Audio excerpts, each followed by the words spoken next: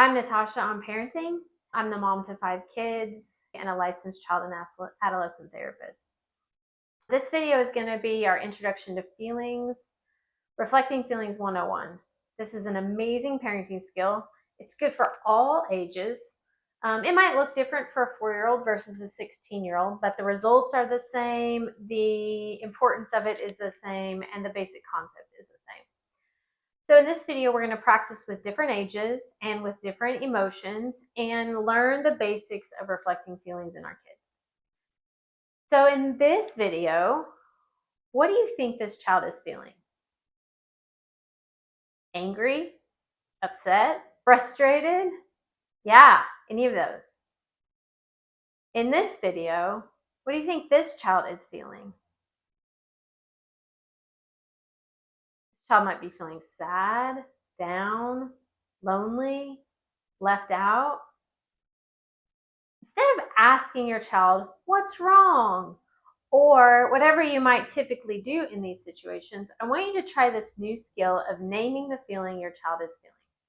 You can start by saying something like, you seem, or you are, or you look.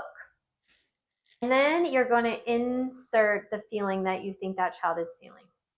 So for this child, you can say, you're really upset. You seem so angry. You're really frustrated. Any of those things. For this child, you can say, you seem really down. You look sad today. I wonder if you're lonely. You don't have to just do this with the painful feelings. You can also do this with the pleasant feelings. So for this child, what do you think this child is feeling? Excited, happy, proud. So for this child, you can do the same thing. You're really excited right now. You seem so happy. You're proud of yourself.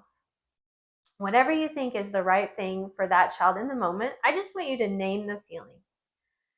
You can also do this with teenagers. So let's say your teenager comes home and they're upset about a grade on a test.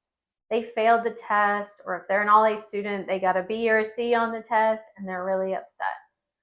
So instead of going into a lecture about how they should have gone to bed earlier or how they should have studied more, or maybe if they'd eaten a breakfast, they wouldn't be having this thing. Instead of that, I want you to name the feeling.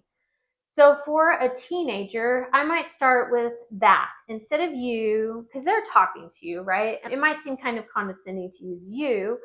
So you can say, that's really disappointing. So let's think about for a minute. So if your kid comes home and they're complaining about a test grade, I want you to think for a moment about what you think they might be feeling. Maybe disappointed, upset, discouraged. So for this child, instead of saying, you're really discouraged, you could also say that, but you might try, that sounds disappointing. That's really frustrating that you studied and you didn't do well on the test. That must be really hard to think about that grade now with your other grades. So to review, for the younger kids, and sometimes for your older ones too, I want you to start with you are, you seem, you look, and then insert the feeling that you think they're feeling. Sometimes that's all you need to do is to name the feeling and things get better. For your teenagers, it might look a little different. You can use that sounds, or that must be, or that's really, and insert the feeling. I want you to go out and practice reflecting feelings, see what happens, see the change that it makes, and I hope this video has shown you how to do that.